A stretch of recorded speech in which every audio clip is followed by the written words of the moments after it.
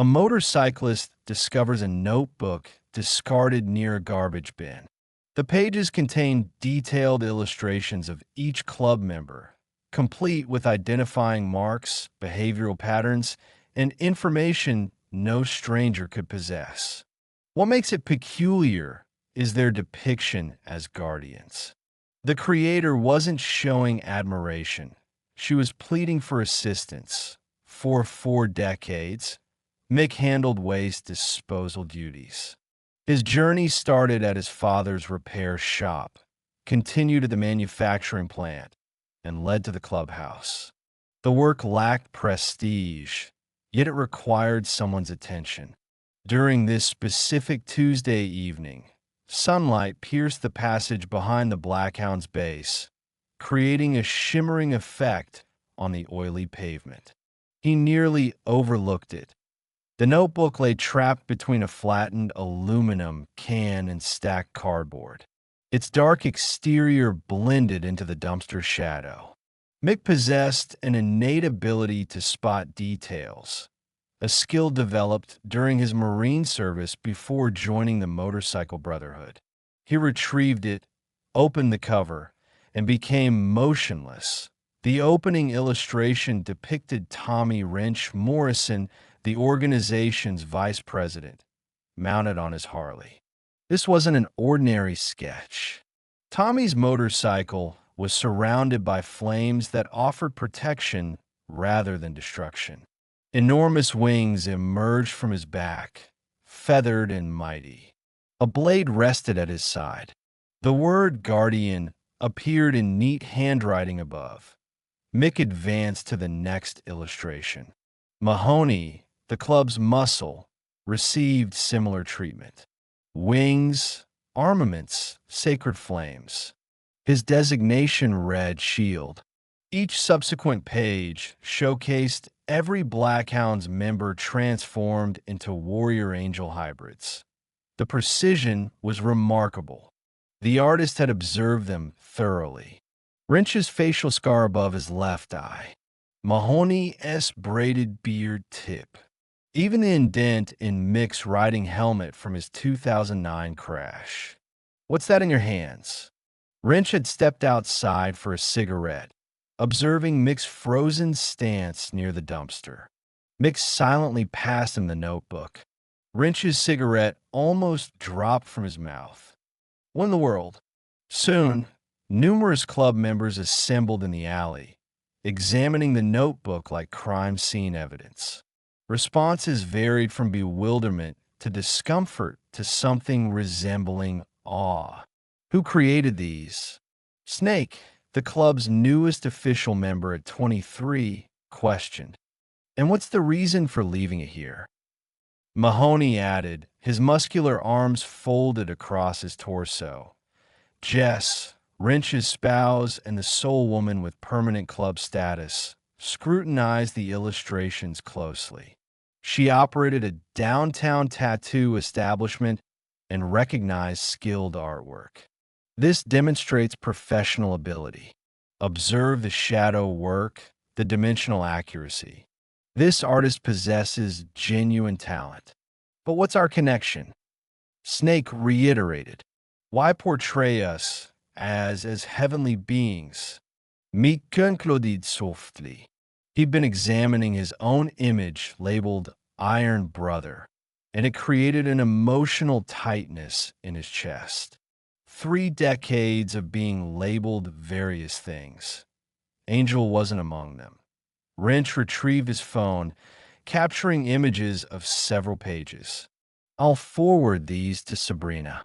Sabrina supervised the community center located 3 blocks away and maintained relationships with every neighborhood youth. Her response arrived in under 5 minutes. That's the young girl who sits outside the library building, constantly sketching. Reserved child, possibly in foster placement, I believe. The library. Mick knew that location precisely. He frequented it for audiobook rentals during extended rides. He'd noticed her there himself upon reflection. Small in stature, consistently wearing an identical gray hooded sweatshirt, notebook balanced on her lap. She'd observe passers-by with large, attentive eyes, as though committing the world to memory one face at a time. "Let's proceed," Mick stated, securing the notebook under his arm. "Proceed where?" Snake inquired. "To discover why someone considers us worthy of illustration with wings." They traveled by motorcycle. Upon arrival, Mick displayed the notebook through the library window. The librarian's concern transformed to recognition.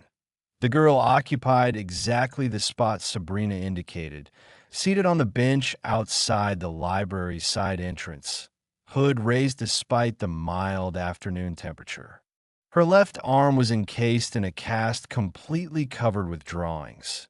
Engines, helmets, leather vests, and everywhere woven among the mechanical images were wings. She noticed their approach, and her pencil halted mid-motion. Her posture became defensive, yet she didn't flee. Mick approached cautiously, like approaching an injured wild creature. He settled on the bench's far end, maintaining distance, and positioned the notebook on the weathered wood. "Does this belong to you?" he inquired. The girl's gaze shifted to the notebook, then to his face, then downward. She nodded once. "It's exceptionally well done," he continued. "The finest portrayal anyone's created of me, without question." A fleeting smile crossed her face, then disappeared. "My name's Mick. These are my brothers." He indicated the others, positioned back near the motorcycles. "We discovered your book behind our headquarters. We've been attempting to understand why you'd illustrate us this way." The girl remained silent for an extended moment, her uninjured hand clutching her cast's edge.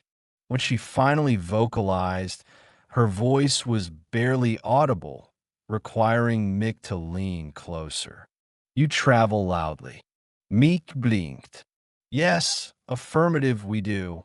She raised her gaze to meet his, and he observed something in her expression that chilled him. It mirrored the look he'd witnessed in Fallujah, in children's faces who'd endured experiences no child should face. "He fears loud noises," she whispered, and Mick comprehended. Mick inquired about her hunger. Wrench obtained sandwiches from the establishment across the street. They remained in patient silence during her meal. Her name was Delilah, 12 years old, currently residing with her third foster placement in 2 years. The Hendersons, a couple in their 50s with good intentions, but already fostering 2 additional children while maintaining full-time employment. She harbored no resentment toward them for their inability to notice things. Most individuals didn't notice things, but Delilah noticed everything that she'd been observing the Blackhounds for 6 weeks, studying their patterns, their motorcycles, their features. She began illustrating them because that's her response to fear. She draws what she wishes existed. "What frightens you?" Jess inquired gently, joining them on the bench, sensing the girl might respond more favorably to female presence. Delilah's jaw tensed. She set down her sandwich and extracted a folded paper from her hoodie pocket. It was a printout from the Department of Corrections website, inmate release schedule. One name was highlighted yellow, Fred Vance. Release date, 60 days from now. "My mother's former boyfriend," Delilah stated, her voice remaining barely audible. "He cohabited with us for 2 years. When I was 9, I informed my teacher about his actions when Mom was working. They arrested him. He received 3 years." She traced her cast's edge with one finger. "He fractured my arm while departing. Told me he'd complete what he initiated upon his return." The words lingered in the atmosphere like smoke. Mick felt his hands form fists, nails pressing into his palms. Beside him, Mahoney had become extremely quiet, the dangerous variety of quiet. "Where's your mother currently?" Wrench asked. "Rehabilitation. Fourth attempt." She selected him over me. Delilah's voice carried no emotion when stating this, which somehow intensified its impact. "Social worker claims she's improving, but—" She shrugged. "It's irrelevant. He knows my location. Foster placements are meant to be confidential, but he maintains connections, individuals who owe him favors. And law enforcement just—" She paused. "They stated they'll investigate if he initiates contact. If—" Delilah examined each of them sequentially. "I've been relocated 3 times because people became frightened. The first family heard he was inquiring around the neighborhood. The second family discovered him waiting outside their residence one evening. He committed no action, just stood beneath the street lamp observing. They contacted police, but he'd vanished upon their arrival. The third family—" She swallowed hard. "They simply stated they couldn't manage the stress. So the Hendersons are unaware," Mick concluded. Delilah shook her head negatively. "If I inform them, they'll transfer me elsewhere, and the subsequent place, and the next. I'm exhausted from relocating. I'm exhausted from experiencing fear in houses where nobody truly sees me." She opened a notebook to a page near the conclusion, herself surrounded by grasping shadows, the bikers encircling her with wings extended wide. "I observed you for weeks," she continued, something stronger entering her voice. "I witnessed how people cross streets when you ride past, how they avert their gaze when you enter stores. Even the individuals who congregate behind the liquor store, the ones who frighten me, they don't interfere with you." She looked directly at Mick. "You travel loudly. Your engines sound like thunder, like something unstoppable. And I thought if perhaps you knew if you saw me, if I could just—" Her voice fractured. "He fears loud sounds. He fears being noticed. He conducts everything in quiet corners where nobody's observing. And you determined a motorcycle club isn't exactly known for quietness," Wrench stated softly. "I determined you were my final option." Delilah's eyes glistened with unshed tears. "I know it's foolish. I know you don't know me, but I didn't know what alternative I had. I can't combat him. The system can't protect me. So I drew what I wished was reality, that someone would position themselves between me and the approaching danger." Glances exchanged between club members, entire dialogues occurring without vocalization. Mick had been with the Black Hounds for 15 years. He understood his brother's thoughts without a single spoken word. They'd all been damaged by something previously. That's why men joined organizations like this, to locate the family blood didn't provide, to stand with people who understood that sometimes the world ground you down and you required brothers to help bear the burden. Finally, Mahoney vocalized, his gravelly voice cutting through the quiet. "What do you require, child?" Delilah appeared surprised, as though she'd anticipated rejection or pity or promises nobody could maintain.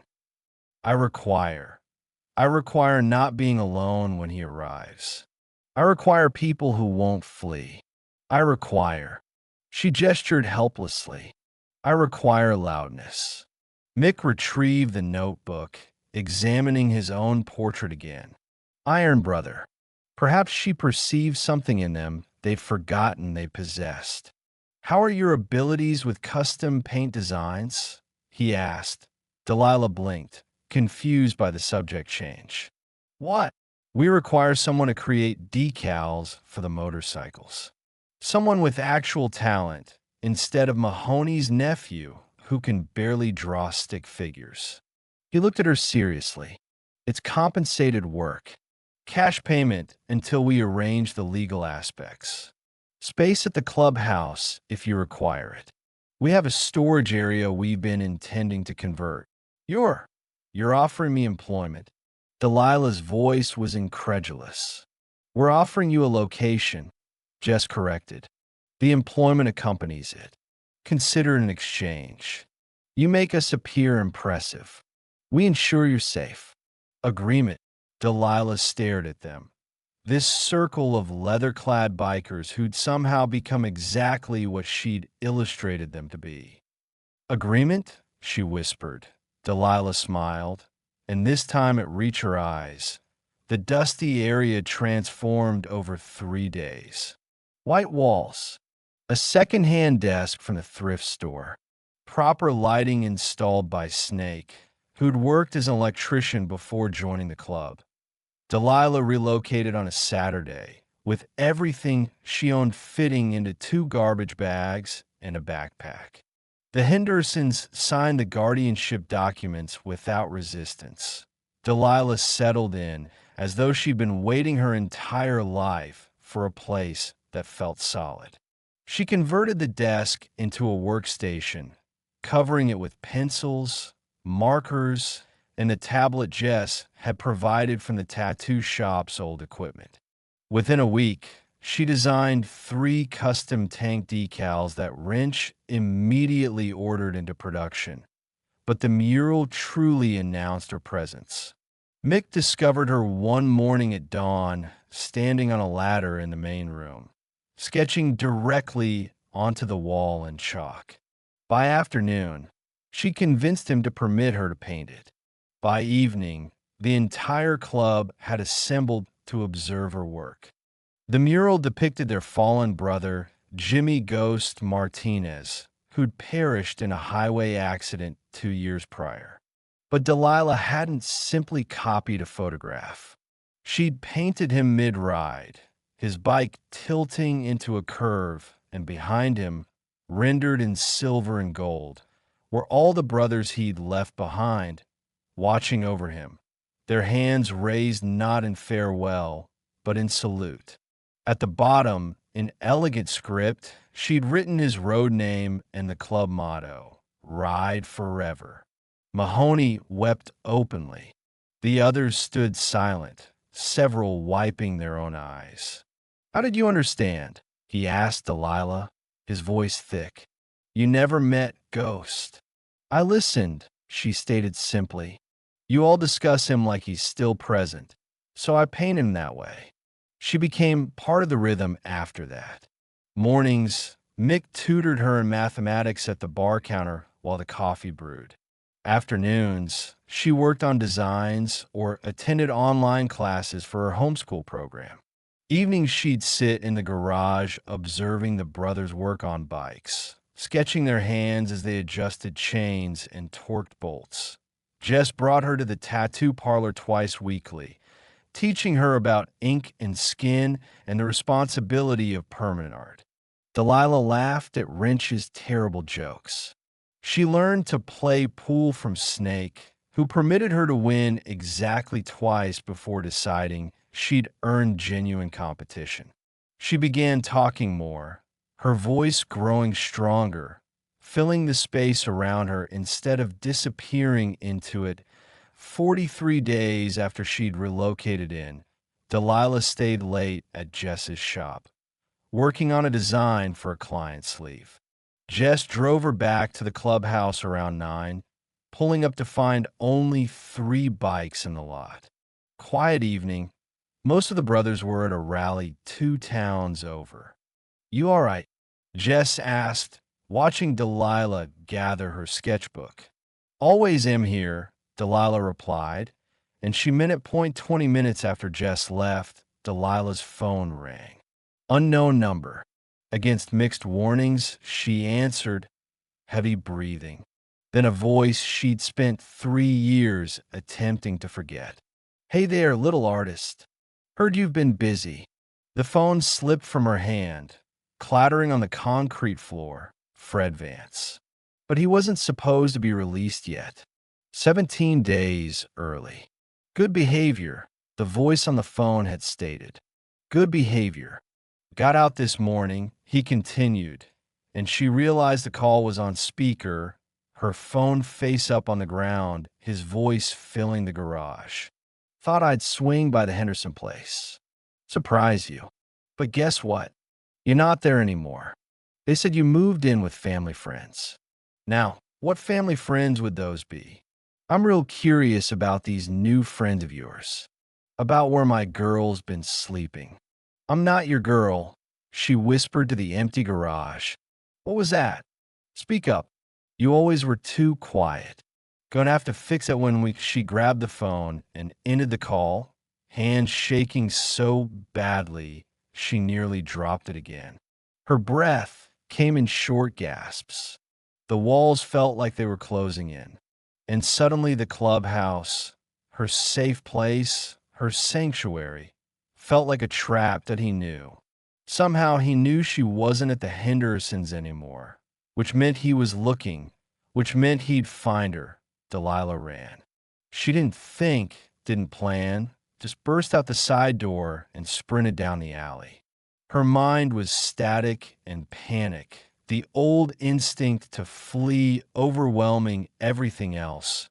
She made it 2 blocks before her lungs screamed and her legs gave out. She collapsed against a chain-link fence, gasping, tears streaming down her face. Her phone buzzed. Text message. Unknown number. Can't run forever, little artist. See you soon. Attached was a photograph. The clubhouse, taken from across the street. Taken tonight. He was here. He'd found her. He was watching. Delilah forced herself to breathe, forced herself to think through the terror. She pulled up Mick's contact with trembling fingers and pressed call. He answered on the second ring. Rallying music loud in the background. Delilah, what's wrong? He found the house. She gasped. Mick, he called me. He's out early. He knows where I am. He's here. He's watching. Stay where you are. Tell me exactly where you are right now. She looked around, trying to orient herself. The fence behind the auto shop. The one with the yellow sign. Lock yourself in the phone booth on the corner. You see it. She did. Ancient thing that somehow still worked 20 feet away. Get inside. Lock the door. Don't open it for anyone but me. We're 20 minutes out. Mick, we're coming, Delilah. All of us. He doesn't get to scare you anymore. You hear me? She heard him. And underneath his words, she heard something else. Engines starting, lots of them. A chorus of thunder preparing to roll. Delilah ran to the phone booth and pulled the door shut, bracing it with her body. She pulled out her sketchbook with shaking hands and opened to a blank page. If she was going to wait, she needed something to do with the terror coursing through her veins. She began to draw. The sound reached her first, a distant rumble that grew into thunder, then into something that shook the glass walls of the phone booth. Delilah looked up from her frantic sketching. Headlights cut through the darkness. Dozens of them.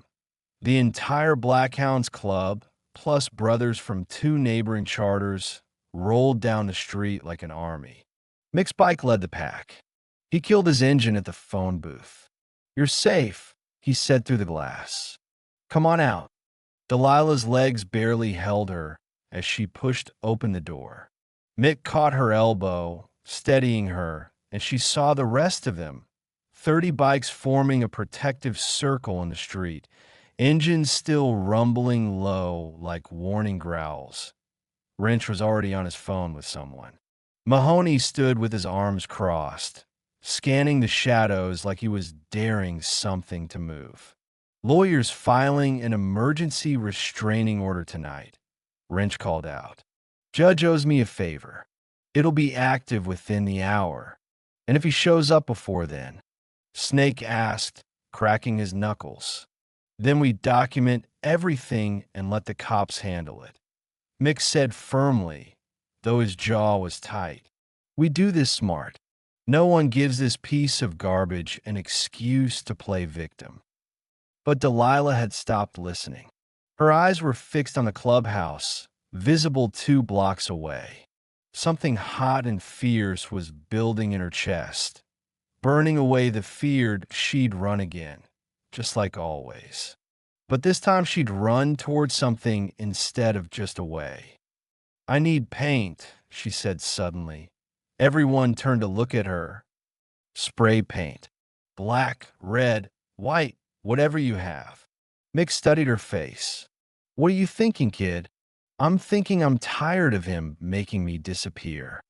Her voice was stronger now, fed by anger instead of terror. I'm thinking he operates in shadows because he's counting on nobody seeing. So let's make sure everyone sees. 20 minutes later, Delilah stood in front of the clubhouse wall, for cans of spray paint at her feet and half the club watching from a respectful distance. Her hands had stopped shaking.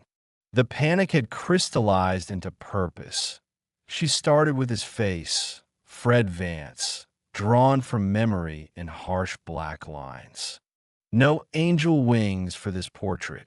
She surrounded him with barbed wire, the kind that cut and scarred, and she made sure every detail was recognizable.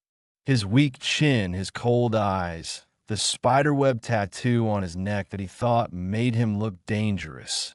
Above his head, in letters 2 feet tall, not welcome here. Below, smaller but no less clear. We see you. We know who you are. Leave. She worked fast, muscle memory taking over, all those hours of practice channeling into this one defiant statement. When she finished, she stepped back, chest heaving, paint on her hands, and probably in her hair. The wall had become a warning and a witness. This was her testimony in spray, paint, and fury.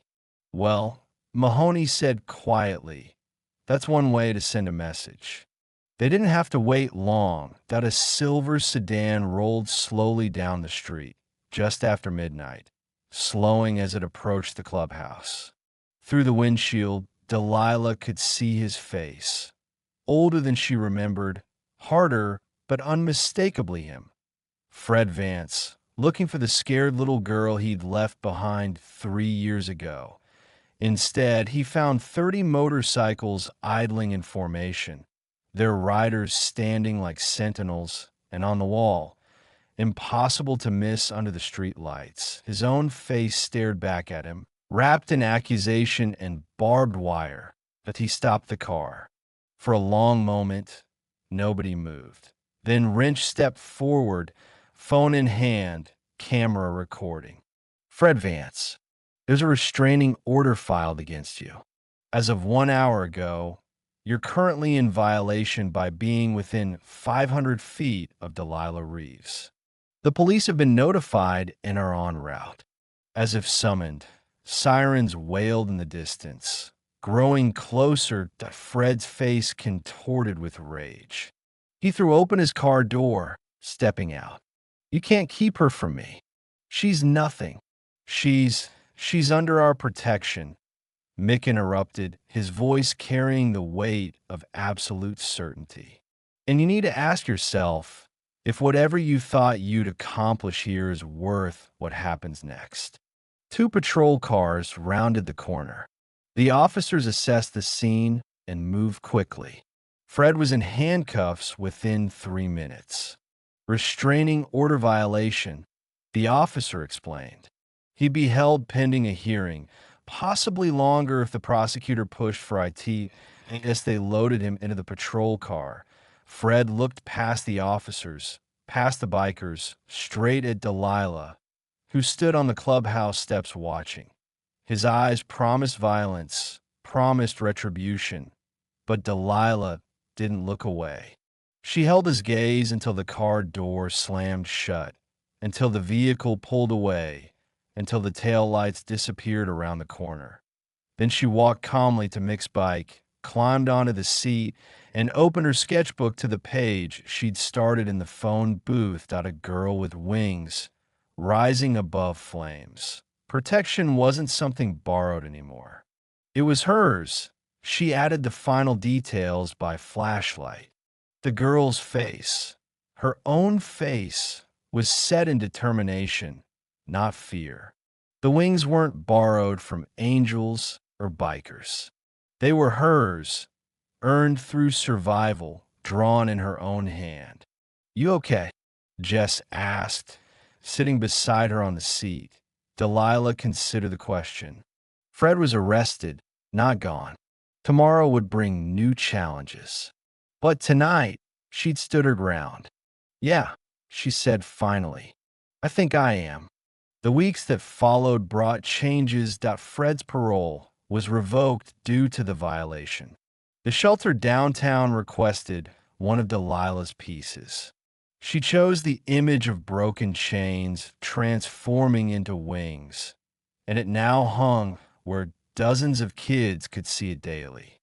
Her custom designs started appearing on bikes across 3 states as word spread about the club's talented young artist.